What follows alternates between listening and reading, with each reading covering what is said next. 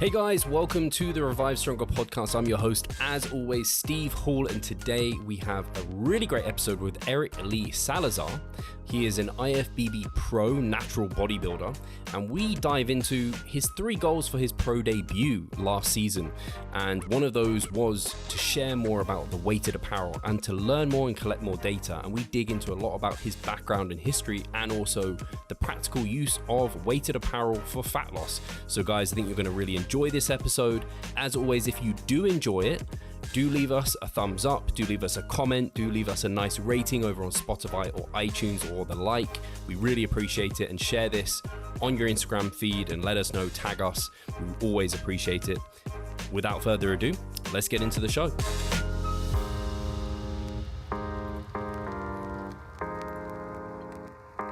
Hi guys, welcome to the Revive Stronger podcast. I'm your host, as always, Steve Hall, and I today have Eric Lee Salazar on the podcast. I have to apologize to Eric because I sometimes bring him up and people may have know I've brought up an Eric before, and I always get your last name like screwed up. I'm like, I know it's Salah. It's not tough at all. I'm just terrible with names. So this is Eric. You may have heard me bring him up on various podcasts because you're going to hear us talk about weighted apparel. Many of the listeners will know I had James Krieger on to talk about gravitostats and things about weighted apparel and how it could help people for fat loss. And I also used it for my latest contest prep in some way. And we're going to dig into that some, but so people know who you are, Eric.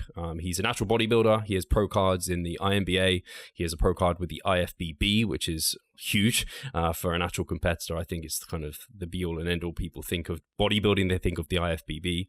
But he has over 17 years experience as a personal trainer and owns his own facility, which he's sat in right now, Flex Level Fitness. And I've actually known of Eric for years. I think we bumped into each other at the from Luke Johnson's conferences he used to run through Shredded by Science at the time. There's probably people listening who can remember Shredded by Science. I watched you on your show in London. Oh, sure. Yeah. Awesome. Yeah. And so I haven't seen Eric in years, but I have vivid memories of you being shredded at one of these seminars and your arms just being huge. And I was like, this guy, people think I've got big arms. So I think I have overly big triceps, and I think you have overly big biceps. You're correct. Maybe we can just trade off a little bit and even our arms out a bit. That would be awesome. Absolutely. So is there anything else you want to let the audience know about you, Eric? No, just straight out of Houston, Texas, and like you said, I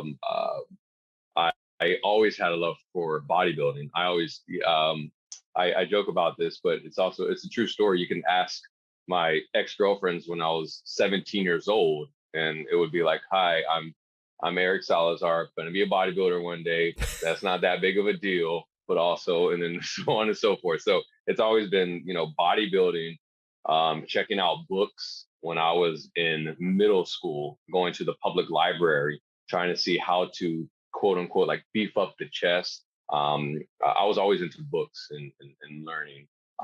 Then I remember I bought my first Flex magazine when I was 17. It was a cover of Kevin Levrone, and I just got blown away. I mean, I fell in love with Sean Ray, Lee Priest, Ronnie Coleman.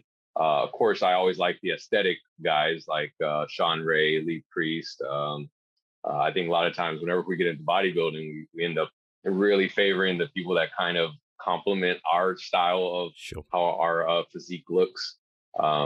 So that's really whenever I fell just in love with bodybuilding.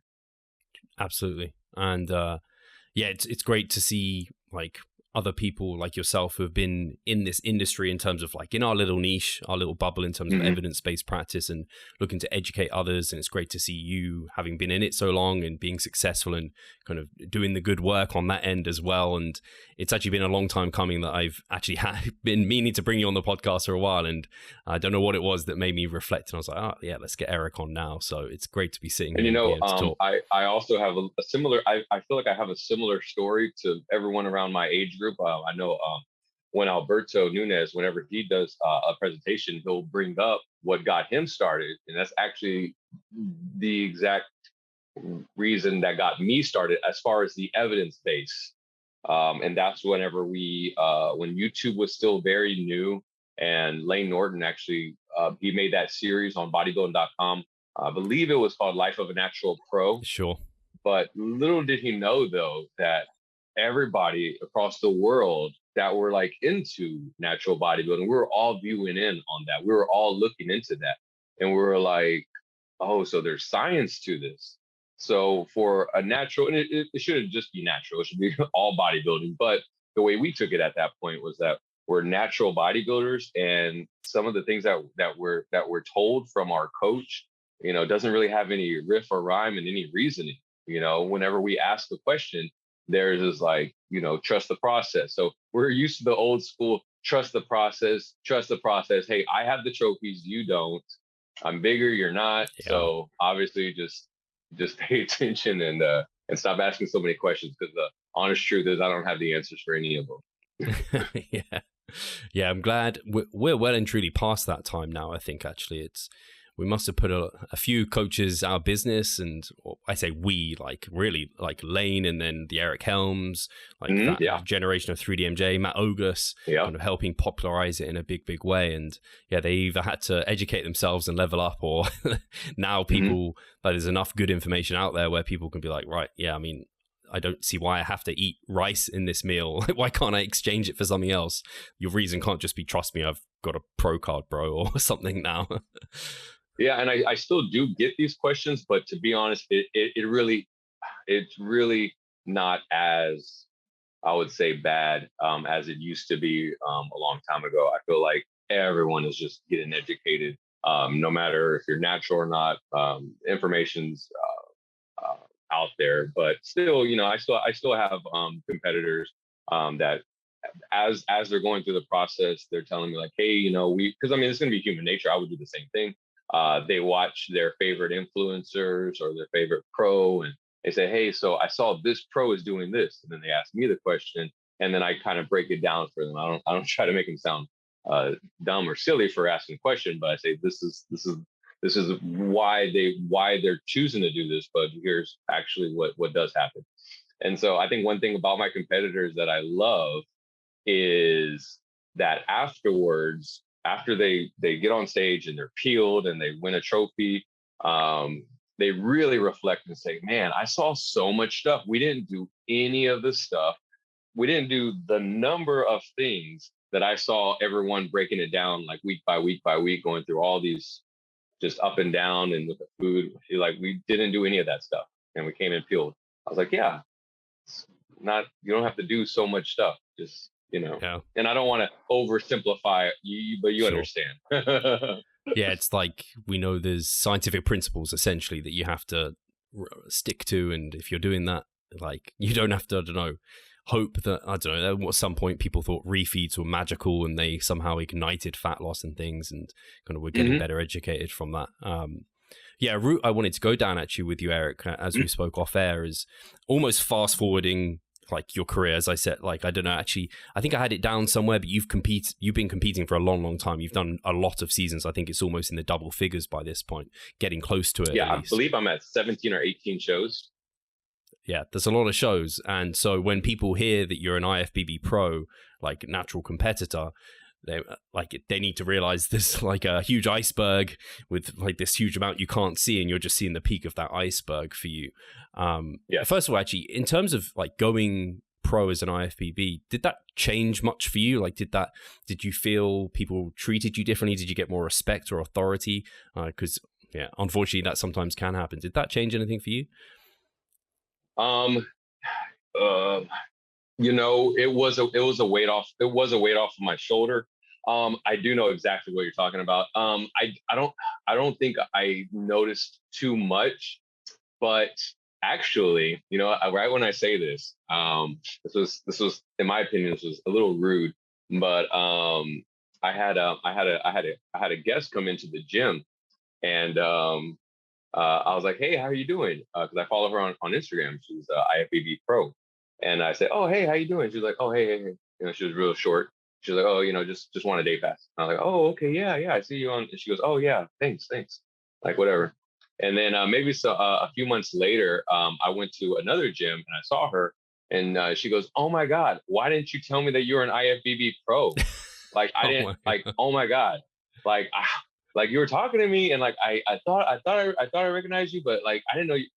And in my head, I'm like, that doesn't sound too well what you're saying right now. You're part of the club. I mean, yeah, but I thought that was a little silly. Of course, I didn't get overly mad or anything. Yeah. It was just some self thought in my head. I'm like, that's not how you're supposed to do that. Sure. Yeah. Yeah. I mean, but as far as like how I felt is because I always when I was a kid, I always wanted to be a part of the IFBB. You know, I do have to sometimes remember that and if I never got an IFBB Pro, it wouldn't matter to me that much. But I actually knew that I was going to get a pro card. I just knew that it was going to happen when I was 41, 42, maybe 43. So when it happened when I was, I guess, 36, maybe 37, it was, you know what, I will say this, and I don't think I've said this on the interview before, but the moment that they told me, because I thought I was going to get second place, but and which I was already happy. I was like, all right, I'm always moving up, you know, at the national. But when they had told me that I had won the pro card, it was really weird. It was a whole bunch of flashes, kind of flashed before my eyes, like real instant. It was kind of overwhelming. Is that I immediately thought about myself looking at the magazines when I was 17, 18 years old. I immediately saw myself looking at all the muscle magazines. I also thought about how I did not have to play the politics game on having to get the right coach, having to bring a lot of competitors to your show, have to do any of that stuff. There was a lot of things that I did not have to do. And I think if you do, that's great. That's great. But there's just so many things that it became a little overwhelming. And I almost didn't even know how to react when they said that I won the pro card, because it was kind of like a lifelong dream. But it definitely was a weight off of my shoulder, where now I don't have to. Now I'm just taking it more easy, not having to put everything on the line for a pro card. Because I mean, I'm not a big guy, so I don't plan on winning. But I do like and enjoy leaning up. I enjoy staying strong, and as you know, and as we're probably about to talk about, is how I like to test the waters and theories and try to actually stay strong. And because when you're a natural and you've been a natural for a long time, you start getting desperate as far as like, and this is not a bad thing. This is why so many people are going to be innovating. Is we try to find any way that we can retain muscle while dieting, gain more muscle in the off season, just all these kind of things. And I'm no different from anybody as far as trying to think outside the box and trying to come up with the best formula. And so to me, those things are fun. I love playing chess, and I don't need to be a 200-pound big bulky guy, and that's okay. I like my physique, so if I can get a pound a year, that's great. I can't even. If you were 200 pounds, you would look absolutely ginormous. I think, oh yeah, on your frame. I do play that game in my head. So the listeners are aware. What is your kind of, when you go to compete? What's your stage weight typically? Usually about 145 pounds, and that's just bone dry. Right now I weigh about maybe like 163, so I'm almost about 20 pounds over contest weight right now. But yeah, typically about 145. And so you stay pretty lean in your off seasons as well then, because you competed, I think you finished your season similar time to me, a bit earlier last year than I did maybe. Yes. Or similar time, I think, actually. Yeah. Yes. Last year was amazing. We all got to compete. That was so cool. That was probably, I'm always going to remember that, because we were all competing on the same weekend, like everybody, like all of us. So that was a really cool experience. That was really cool that we were all there, you know, even on social media, just really cheering for each other. And that was amazing. And actually, so the listeners know, when you competed with the IFBB and you got your pro card, I actually don't know how it works, but I know in the UK now there's like some of the IFB affiliated shows have like a natural division. Was yours a natural division, or was it like done in weight classes? How did that work for you? it was natural. It was natural. They urine tested us the moment we got off the stage. Sure. Was it natural? Yeah, it's always that question. I don't believe so. Sure. But they did take our urine. They probably tossed it out afterwards, but it didn't seem like a very natural. Okay. But I mean, I guess they tried. You know, even whenever going into the show, I have some natural friends that they compete either in OCB or they compete in NFF, all different kinds of organization. They go, oh, like how natural do you think it is? I go, oh, yeah, I've seen pictures. It looks like it's about like 80, 85. They're like, oh, wow, that's pretty high for IFBB. I said, yeah, it's pretty close. I entered bodybuilding, and which I'm kind of excited to go for next year, because I hope more people are going to compete. It was a bittersweet. When I competed in bodybuilding, nobody else competed in bodybuilding. And actually, the guy who was like at least like 3 times my size, 4 times my size, he looked like he was just a peeled 220-pound man. He actually entered the 212. And I remember he told me that he had to really like water his way down there. And he won the 212. And there was only 2 people in that category. I entered the open because I was like, in my mind, I was like, you know what? There's probably going to be like 8 competitors. I'm going to do the smallest one, but I love how like lean I am. And so it did not matter to me. Sure. I want to have some good pictures so I could show, hey, you know, my legs look good, my glutes are striated. But then they said, hey, no one else entered. They told me like right when the next day, and I was like, what? Because I mean, they're waiting for some competitors, and so I was the only one. That's one of the worst things as a competitive bodybuilder. Like, other people listening can sometimes get this wrong, whether if they don't compete, they don't really get it. They're like, oh, if you're the only one, you won or whatever. That's amazing. And it's like, that's the worst thing as a competitive bodybuilder. You diet for months on end to step on stage and like be with others and like compete for something. Yeah. So when you feel like you've I don't know, it's tough. Yeah, I really, you know what, I will say this. He was one of my one of my idols. I had seen him before. His name is Eric.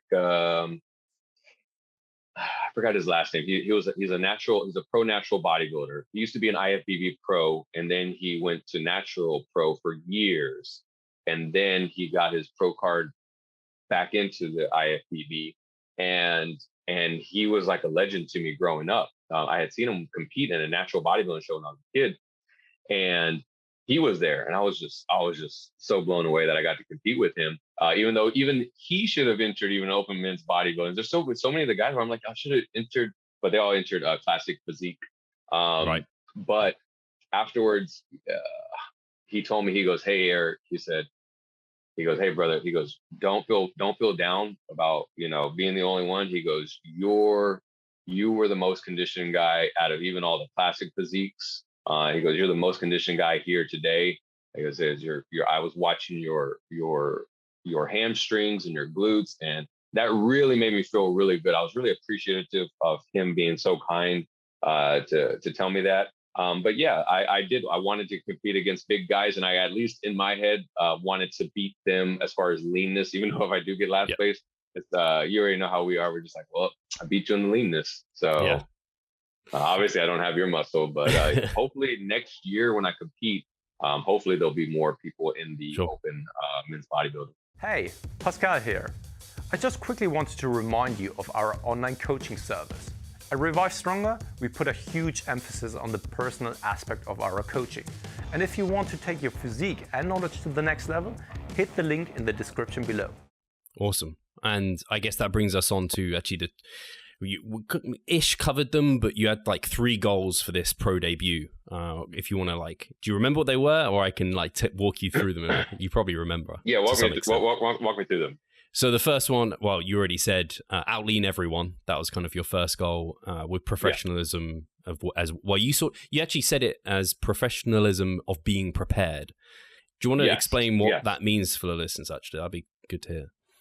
Yeah. So ever since my first bodybuilding show, I remember the first time I bought what was it, like I think it was a three disc DVD of Road to the Olympia, and I was watching all of them, and I would watch these. Oh my goodness, I would watch them for hours a day. Like that was like my Bible of like bodybuilding.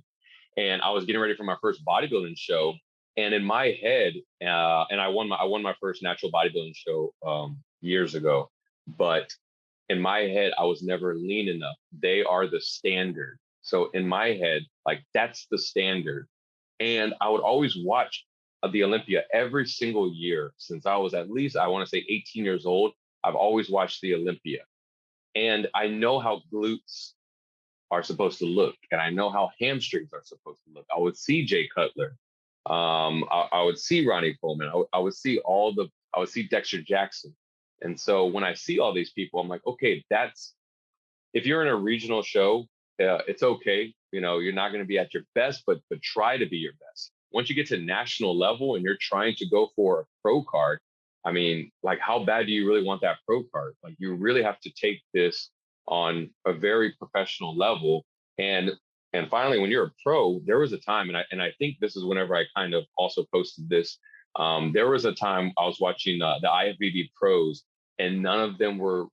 It was just a period of about 2 years, maybe about 3 years ago.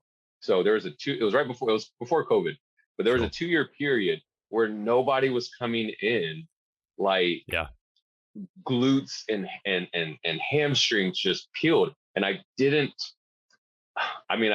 understand, but I didn't understand, like, y'all are professionals. Like, if y'all are not going in like this, like, I don't understand what y'all are preparing for. And it really blew my mind. And for me, I've been a natural bodybuilder, and I take things very professional. So, and you probably get the same thing. You know, sometimes I'll get some extreme bodybuilders watching me, and they said, "Oh, you're not hardcore, Eric. Like, I can't believe that you still drink when you're getting ready for a show. You eat, like, sometimes you eat gas station food, all this kind of stuff."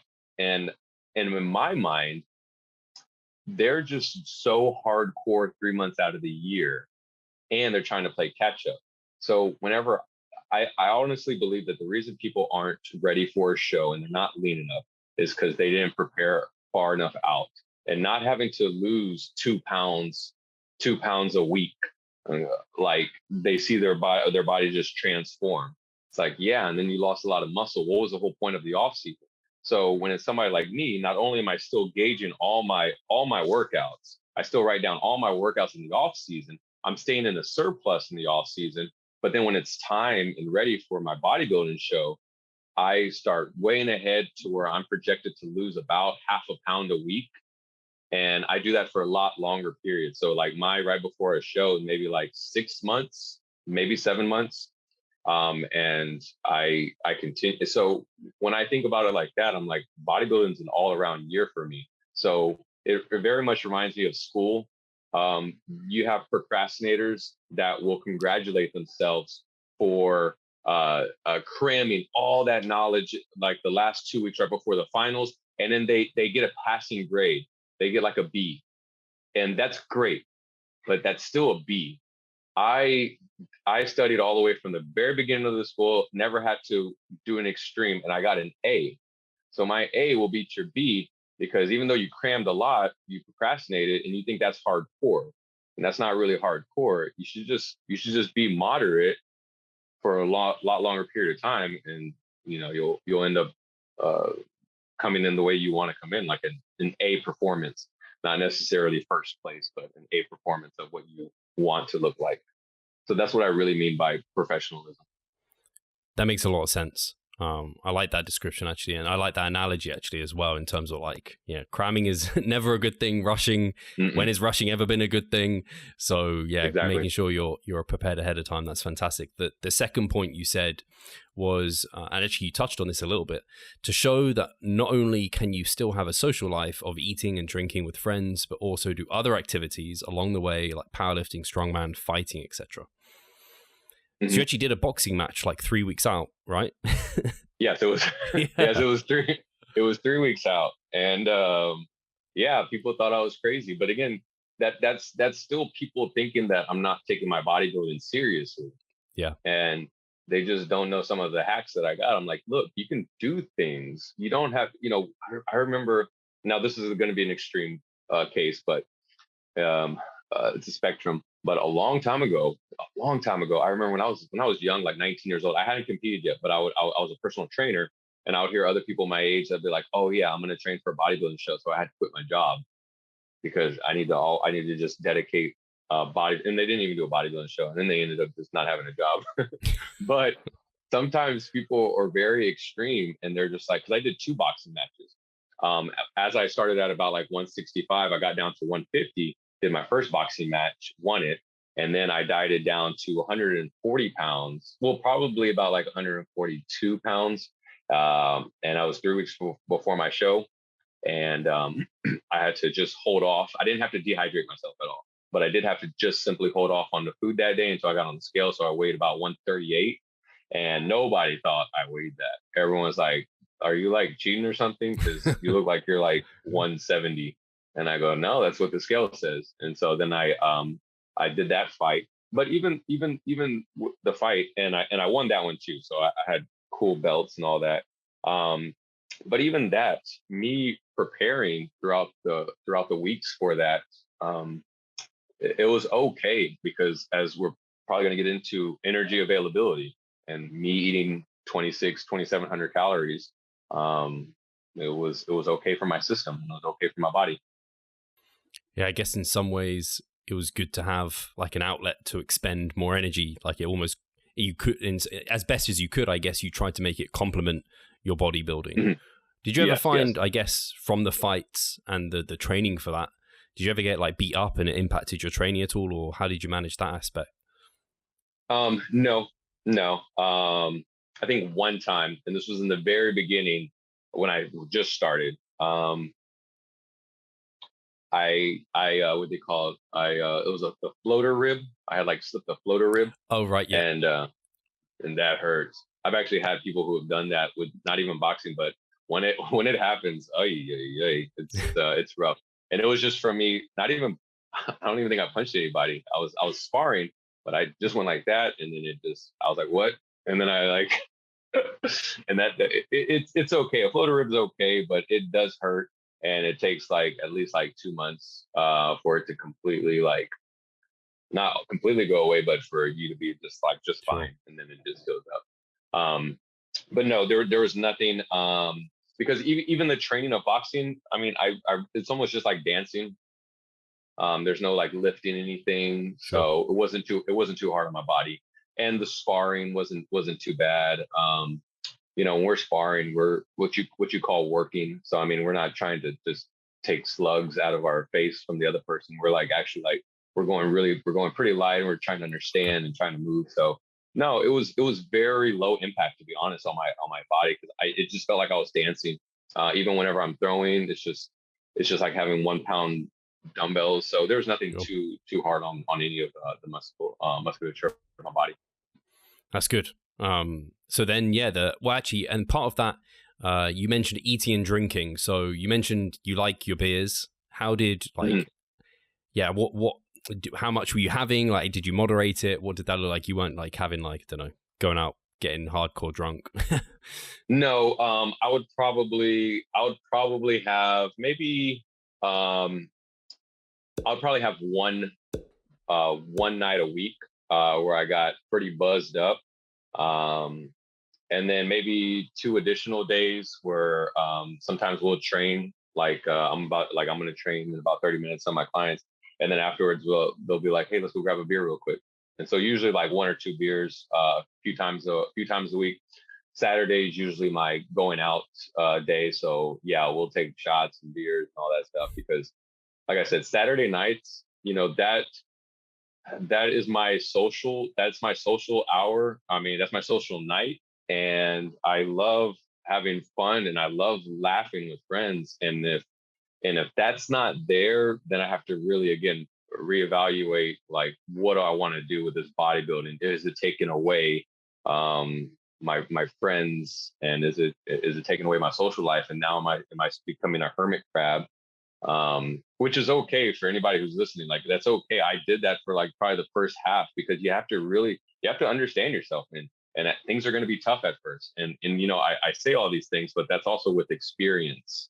So yes, sometimes you do have to be that hermit crab, but as you start dieting more, you start becoming a little bit more efficient, start doing better ways, having and then you can start having a lot more fun, as I do now. So like I said, I try to have a lot of fun.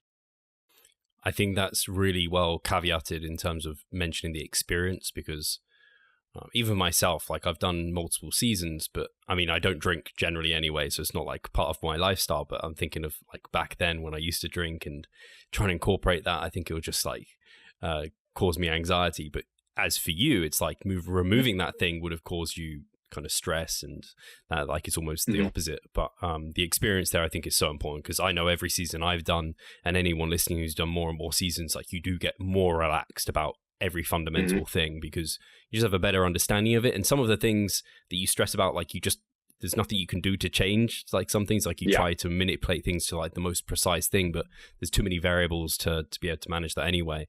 In terms of actually the drinking, so I think you actually mentioned it maybe in a post, you had like a beer within a peak week, or did you like remove it at some point? Because I guess some people would think, maybe you did it until 10 weeks out, but 10 weeks out you removed it. No, or did it continue until... I did it all the way. I did it all the way through. So I knocked out 4, 5, I think 4 shows leading up into my pro card win. And I know Alberto Nunez was here, and he was just like, "Man, you're crazy." He was like, "I mean, but he was like, I mean, I'll get a beer with you." He goes, "But yeah, he does like a beer as well." Yeah, so me and him would be in between shows from morning to evening, and we'll go and grab a beer. And he's like, "Oh yeah, you can." He's like, "Yeah, you're lean and you're ready and you're gonna win this. So yeah, let's grab a beer." I was like, "Yeah." And I think I had a beer like the day before on one of my other shows. So yeah, I drink all the way up until. I will say this last one where I had one where I did the IFBB Pro show. I think I stopped drinking 2 weeks before. Yes, it was 2 weeks before I stopped drinking, only because it wasn't worth it. I love my flavorful IPAs, and I had to go to like Michelob, and then I just had one Michelob. I think it was 2 Saturdays before I had one Michelob, and I was like, this was like a waste. So then I kind of stopped 2 weeks before. How are you a big eater in general? How's your appetite? Like have you always found fat loss like a bit of an easier tackle, or like gaining's a bit tougher, or? That is very interesting. I want to say 75%. No, I want to say 80% of my bodybuilding career. Well, coming from a little kid, genetically speaking, I hated food. I hated food. Now, and I was always like that Bruce Lee kind of looking physique. Now, once I did my first bodybuilding show ever,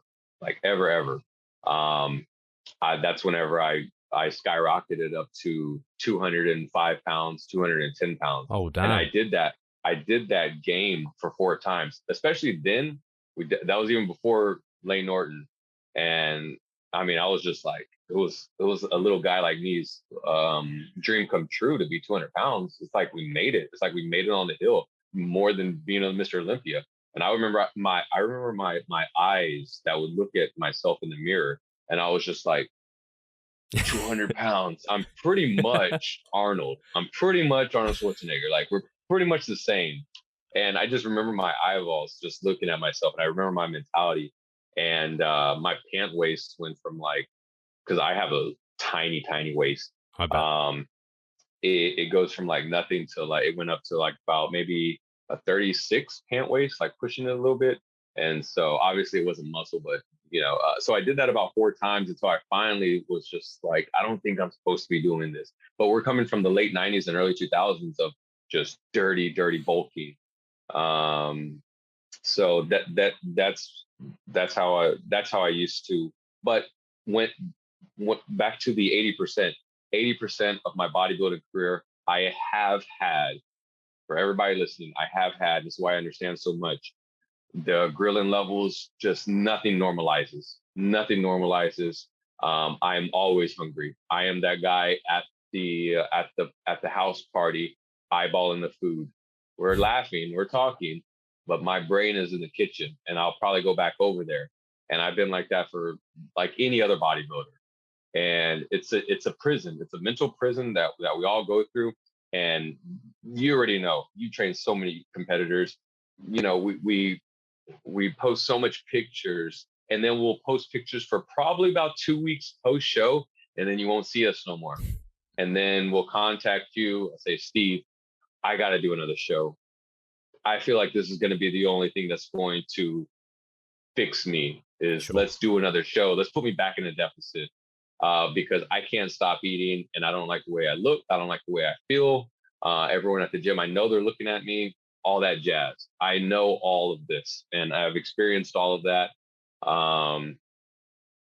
But I have not felt that way in about 3, 4, maybe 3.5 years ever since I started the weighted apparel experiments. I have never been on a diet that's ever been below, because on that first experiment was 2,300 calories. Then on the second one, it was 2,600 calories. So I've never anymore had my body go ever. So the first 2 years, the first year was 2,300 calories. Then it's my off-season calories of about 3,000 calories. Then I go down to 2,600 calories for about 9 months. And then I go back up to 3,000. So I've been in the high calories forever. And now I also haven't binged. That's another thing. And that is, it's not to shame people. I've binged 100 times, growing up and going through bodybuilding shows, even during a show or on the off season. And I have not had one binge in, I think it was October of 2018. I have not had one binge. And it's because though those calories have been up the entire time. And I've never had to fight that 3 to 5 month where your grilling level is trying to regulate itself, and you always feel like you're hungry. And I also feel like even that gets prolonged, because I feel like for 2.5 months, while it's trying to normalize itself, sometimes people pack on a lot of weight where now they're like, let me go ahead and get back in a deficit. Right when that thing's trying to normalize, they get back in a deficit for about a month, and then they end up binging out again. And then their brain is still fixated on food. And I know all these things. And so, when you say now, like, am I a hungry person? No, but I believe it's because I would have to get down to 1,200 calories to get lean. I'm a small person. Me and Chris Elkins, we're same age, same height. Well, he says we're the same height. I'm like an inch taller, but we're the same body weight, everything.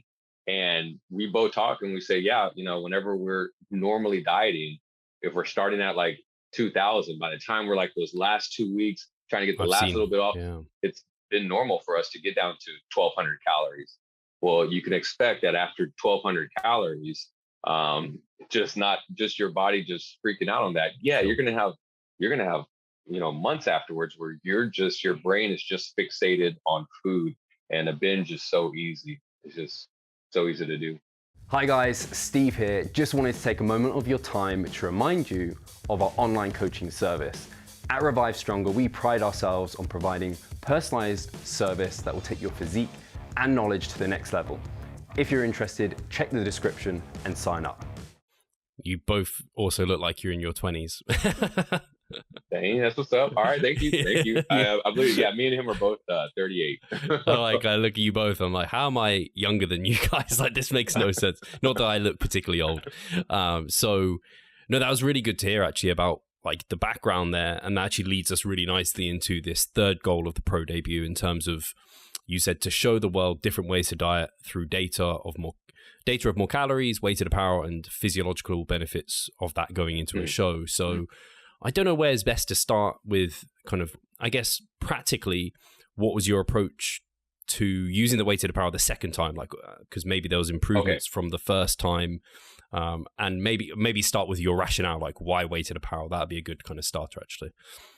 Okay, so I'll tell you exactly why. And I'm not the only person who's ever thought about the weighted apparel, but I am the one who actually did it, and actually did something more, and that was to actually add more weight as you're dieting down. So whenever I was 18 years old, I worked at like a Costco, Sam's Club, and I was a cart boy. So my job was to stay outside. Like if I went inside, they're like, "What are you doing in here?" I'm like, "I got to use the restroom." They're like, "All right, and get back out there." So I had to push carts. And this is when I first started working out. So obviously chest, tries, and buys, the end. Chest, tries, and buys. That's the 18-year-old workout. But our cart machine was broken. So whatever, I had to be the pusher. So we used to load up like 40 carts. And I would get in a football, American football stance and like just dig into the ground. I mean, I still remember so clearly.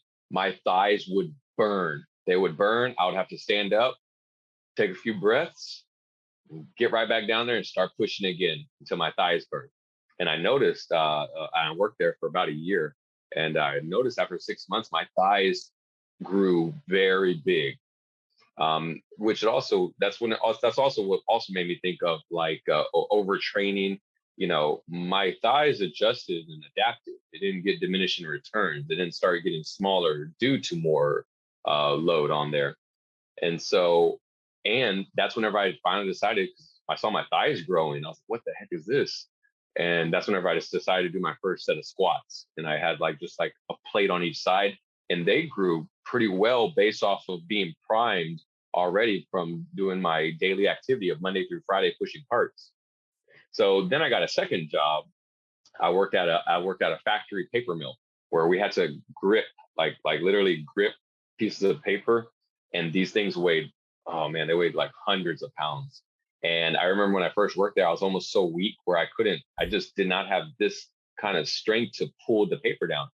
And I had to try really hard, and I was really sore on my forearms. But after a few months, not only did I have it, but I started noticing I started getting these big muscles on my forearm. And I was like, wow, like that's really cool. Because of this job, these muscles got very developed. And then lastly, I delivered kegs and beer. And I remember whenever I would pull, I used my lats a lot.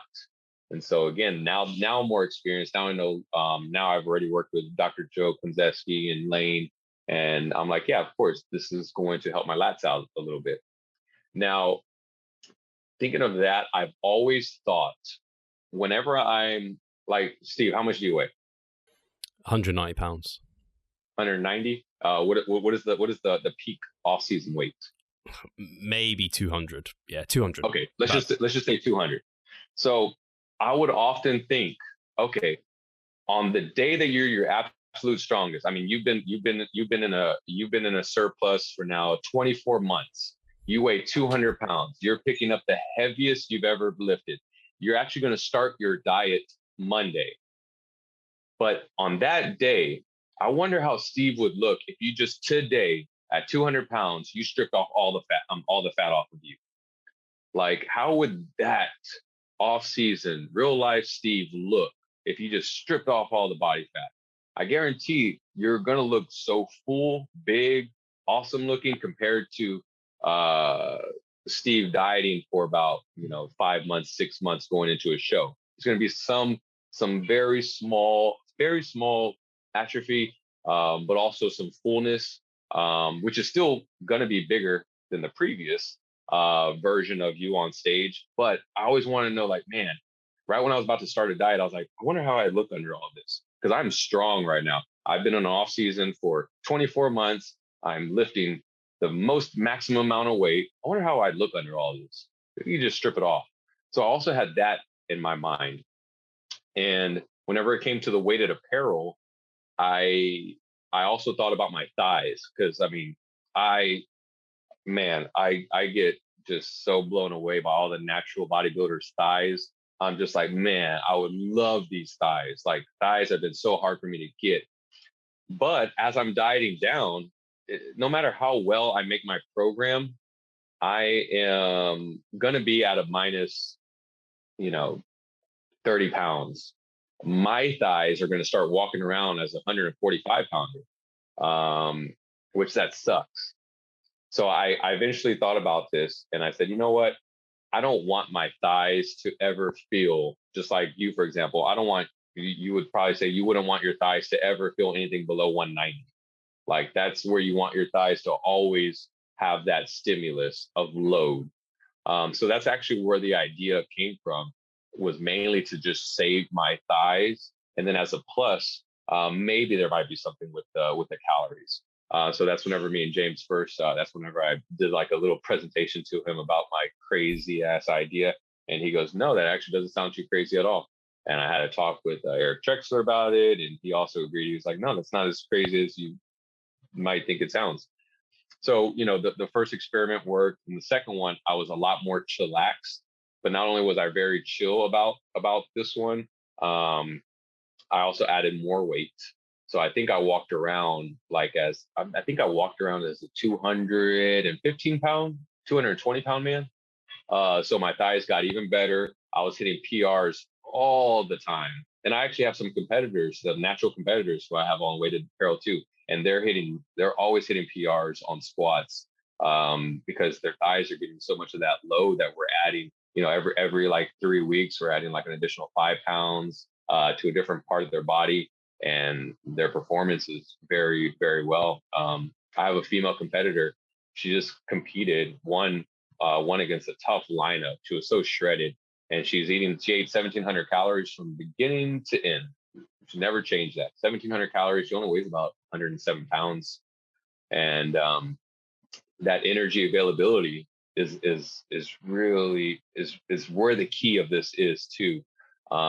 We speculated, me, Trexler, and James, where is it the same if I'm going to be in a 500 caloric deficit? Because 500 caloric deficit is still a 500 caloric deficit, whichever way you put it, or is it? So if I put on weighted apparel and my 145 pound body is eating 2,700 calories in a 500 calorie deficit, compared to if it's eating 1,300 calories and a 500 calorie deficit without the weighted apparel, which version of these two of me is going to probably feel better and even it's even going to be tough for me to get the micronutrients in at 1,300 calories compared to 2,700 calories. So that's whenever we concluded that it's probably the one who's eating more is going to have more energy availability. And I mean, we checked my testosterone. My testosterone, that the second go around, I think it was 630. So it reduced by 15%. And my libido was great the whole way through. And I believe on the paper that Helms had published, I believe he said that testosterone normally tanks naturally from a competitor about 75%. Of course, it climbs back up. Yeah, but it's 75%, where mine just went down 15%. So you saw some really good results. Yeah. Yes, definitely. And of course, we are the bodybuilders, so we are the extremists by nature. Because the first experiment, I told everybody not to do it. I was like, don't do this. Is not practical. But when I started thinking about it and I came around the second time, I was like, why would you not do this now that I think about it? Because we are the extremists. And if there's something that's going to have your body intake 1,000 more calories, and also, again, this is also very, very important, is that, and this is not everything that I say is going to work for everybody, first off, but this is also very important. This also makes logical sense, is that I had so many calories that I wasn't in that binge prison mindset that I have been in the past. Sure. Actually, on that note, in terms of like individuals, have you applied it to anyone and it not panned out? And if that did happen, was there any specific reasons? No. Okay. No, all my competitors have done it, and they've all been successful with it. They've also actually been successful in the off season, which I have always failed as a coach in people's off season. I used to fail when I was younger, obviously, because we would do reverse dieting. Well, sure. You know how that went. I think we all failed a little bit on that one. And then I even tried, the recovery diet. And though on paper it's a little bit better, man, when people have to diet down so hard, man, even the recovery diet, people are going to, it gives them a little bit of fighting hope, but people are still going to want to just binge out, and then they just can't stop. So now on this one, to never let their calories go so low to begin with, they've all come out very successful. Now I have nothing but success stories with the post, because the post means so much more to me. And for being a competition prep coach, I never had a team. You know, it's only because that's not my main. I maybe like to have 3 competitors at a time at any given time. My main thing is training just your average gym pop. That's my main love. Sometimes I probably fight just like any other coach with, like, should I even really be training competitors? Like, this is such a a rough thing. But then we also get told, like, well, if you're not going to do it, someone else. So we always have that constant Absolutely. constant fight with each other as coaches. So but that being said, I still like to keep it down to a minimum, because competitors are competitors, and they're going to take a lot of your time and a lot of your messages. So I just try to have just a few at a time. Never have a team or like a team flex or a team Eric or anything like that. And with the weighted apparel, you talked about kind of obviously the person at, like, I don't know, 1,400 calories versus 2,600, both in a 500 calorie deficit. Do you think there's like did you even push the boundary of this potentially in terms of, is there a limit to weighted apparel? Like, you push to over 200 pounds, could you push to 300 pounds and seen even more benefit? Or do you think there's a point where it's like you're getting diminishing returns, even potentially, like, it's so much weight, it's now worse? I think so. Yeah, I think so. I'm thinking there's variables. There is variables to that question, but yeah, I think there is a limit. I did push it this last time, but also I was sponsored by like a cool weighted apparel suit kind of. Yeah, so they sent me like an entire. They sent me in an entire outfit where the shorts. Oh man, the shorts! Those are awesome. Those are amazing. But I have shorts, ankles, things that tie around my shoe, like they look like shoes, but they go on my shoes. Wrist, weighted vest. They even put me a helmet. It's a hat that you buckle up. I kid you not. I never wore it. All my clients would poke fun of me. Great. They go, "No, wear it." They go, "Wear it, Eric. Like, wear it and go to the grocery store." I said, no. Besides my chiropractor, he's kind of like a physical therapist. He's an evidence-based chiropractor. But he definitely suggested I not do that, especially with boxing. And I said, okay, well, I don't want to look silly anyways. So I did not wear the headgear. But yes, I do think that there would be, and again, even when I thought about this in the process, I tried to think of how people would. I'm always like my worst critic, so I'm always talking in the language of skepticals. Sure. And so I start arguing with myself, and I try to solve some of these questions. But one of them was like, okay, inflammation. Are you going to get inflammation in your knees and your hips from putting on so much weight? But if you do it moderately, which at first, oh my goodness, everyone wants to be so hardcore. They're like, I bought a 50-pound weighted vest and I put it on. I'm like, no, because all it's going to do is just scare you from it. You're like, oh, it hurt my trap so bad. And so I do it like if I kind of imagine myself when I was younger and I used to get up to 205 pounds. I was totally okay. I didn't have inflammation on anything. I just gradually, my butt got bigger, my waist got bigger, my thighs got huge, my calves, my arms, my neck. And so I kind of just played it like that. And I was like, well, if I gained that, and I gained that weight fairly quickly when I was younger. And so I just thought about it as if I'm gaining that weight, then it should be okay. As long as I do it like per 5 pounds every 3 weeks, then it's just like my body thinks that I'm putting on fat. Yeah. Or at least my joints. Yeah. I can absolutely relate to you in terms of putting too much weight on. Even for me, Like I was surprised how much, like I tapered into like 5 kilos. That was my lighter one. And then I went to, I tapered into 10 kilos, but still like that just, it takes it out of you. But I can imagine, is that one of the, I don't know if that was different from the first time you did it, because I think the first time you still distributed it a little bit. Do you think that's, Yes. I guess for the amount of weight that you're going above and beyond your body weight, it's important to distribute it across the physique. Otherwise, I can't even imagine putting that all over just my top. Yeah, no, yeah, and you really do have to do it this way, and your leg muscles will benefit so much. Your adductors, all the movement that it takes for you to lift in a walking position.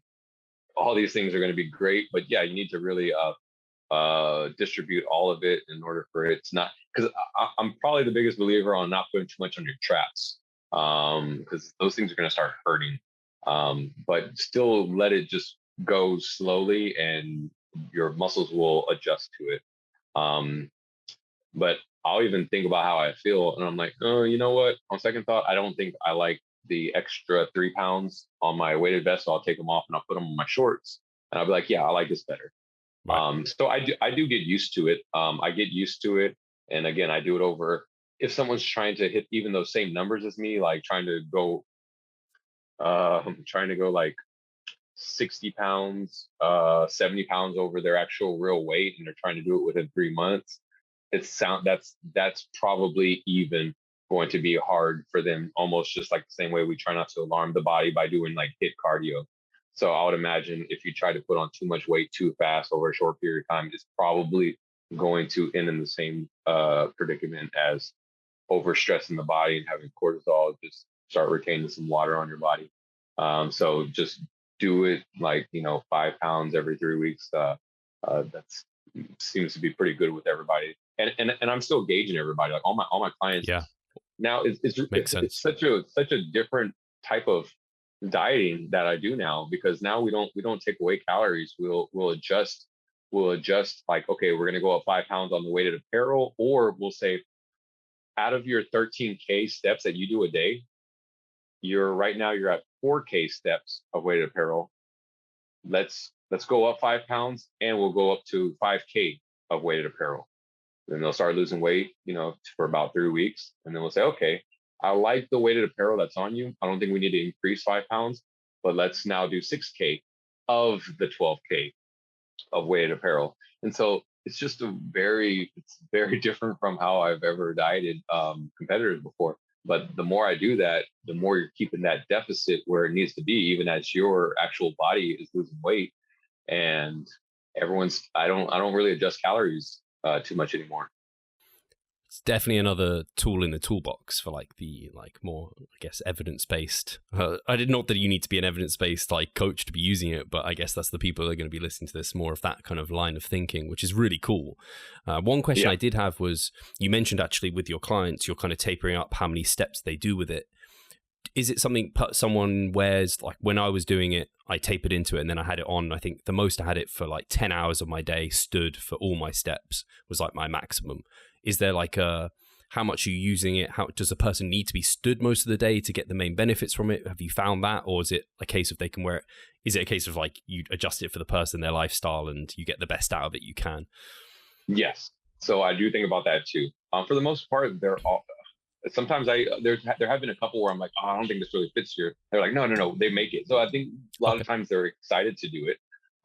But now, to be honest, it probably be so small, but it probably would benefit you to have it on just the majority of the day.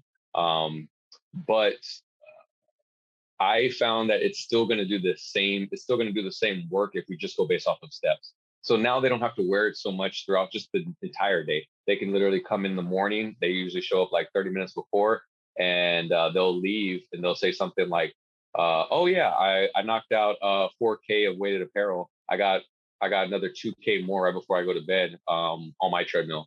And then they still have a total of maybe 4K more steps just in general. Okay. So now we really just go based off of, 5K of the 12K with weighted apparel, and you knock it out. You can knock it out all at once if you want. So now that's how we do it.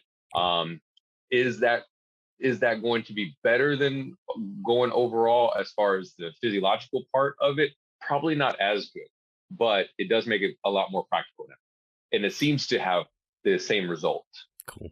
That's good to know, because I think one of the biggest drawbacks for me wearing it was like a burden that I had to be stood all day with this like vest on me, and I found that tough. But I think if I just had to, this is what I was thinking for next time I wore it. If I wore it more so, I put it on for when I go out for my walks and just use it like that, and then the rest of the day I can be a bit stood, I can be sat, but not really wearing it. I think that would be such a relief for me, and it would be, that's the way I was thinking about approaching it in future. So it's cool to hear that that's something you've applied and you've seen kind of almost as good results that way. Yes, because before I was like you, where I had to keep it on throughout the day. But like I said, only because I saw the same results this time around with being just, now I don't have to go to the grocery store with it. Now I don't have to go to these places with it. Like I did on the first one. Now I just wear it for the steps that I'm required to, and then I can just take it off and not even have to worry about it the entire day. And it's great. That's really good to hear, actually, from my perspective, because I think that's what I was going to be using it for. Because wearing it, I was like wearing it on like the London Underground. It feels kind of, I feel ashamed saying this, but I don't think I should. I took it to a funeral, so I didn't wear it at the funeral, but I had it in like a backpack, so I hid it, and so I wore it every time I could whilst I was like traveling to this funeral, and like just things like that, where with bodybuilders, we take it to that degree of like, I'm in, so I'm all in. Hey, that first year I wore it everywhere. I would go to conferences and everyone would laugh at me. I mean, it's funny.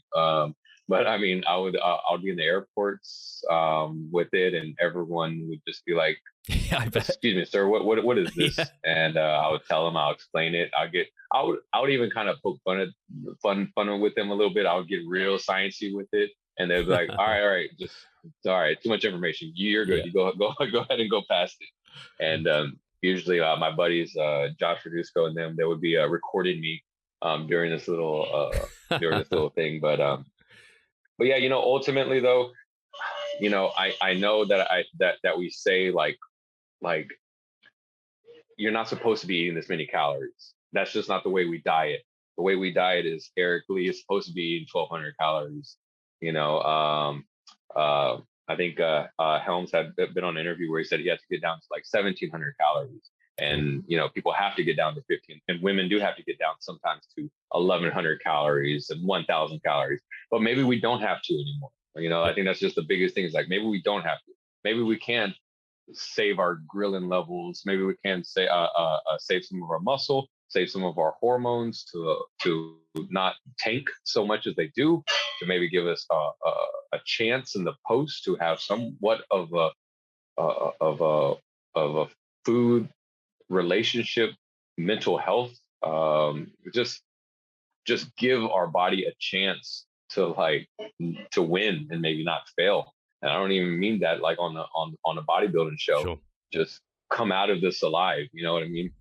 Because that's what everyone struggled with, and that's what I've struggled with in the past. And if I had the choice, even as a 190-pound man, I would easily do. I would much rather do 3,100 calories the entire time and never have to sink below that. So I won't have to be so food focused even afterwards. Eric, this has been a great chat. I think people will have taken a lot from this. I think I could have probably spoken to you for like another 2-3 hours, but we've had our hour, and I want to be respectful of your time.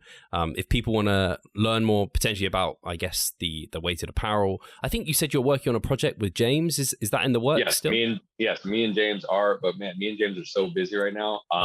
Me with the gym and him with everything. He's been crushing it lately with the information he's been putting out. So, we are developing a website for weighted apparel. Also cool. Weighted apparel in like sports, even like fighting, the practicality for your average Joe, just somebody who just wants to enhance slightly the 30 minutes that they're going to do on a treadmill, trying to give percentages of what weight you should do, links, all these kind of information for people.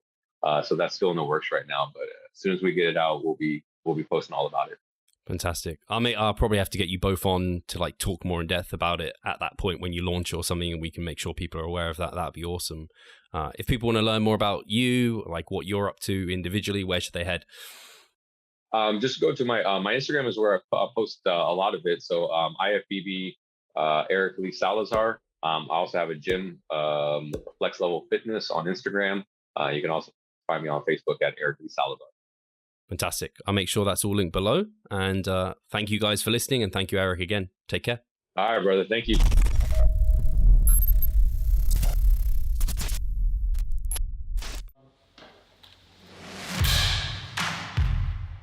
So I'm Steve Hall, founder of Revive Stronger and a coach of Revive Stronger. My name is Pascal Flor. I'm the co-owner of Revive Stronger and also a coach, of course.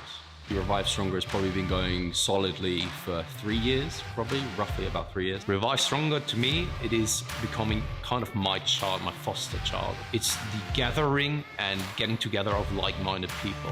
We've been expanding the coaching team, which is helping us help more people, but each coach can only help a certain number of people. Right now, it's all over the place. We have YouTube, we have Facebook, we have Instagram, but there isn't that community aspect behind that. And so the next step for us is developing a membership site. So basically, we want to create a family and a community that is then benefiting from another. A really cool community for people within our little niche is going to be a website. They will get early access to our podcast. You can access us, ask us questions. The community aspect, we have a forum there. You can ask questions, but also you can log your journey. There's also going to be courses on there. Courses, presentations on different topics. Discount of past seminar footage. We will log our journey as well. We'll start vlogging. We're going to have documentaries. Our entire athletic journey. Furthermore, they get access to an exercise video library. The exercises that we love for hypertrophy and maximizing hypertrophy, we're going to go through those in depth, telling you how to execute them. We kept them concise and also mobile friendly so that you can watch them in between your sets. I'm super excited to grow this community. The amount of value that we're going to be delivering is huge. And I'd love you to be part of it. You will get so much out of that. I'll see you inside.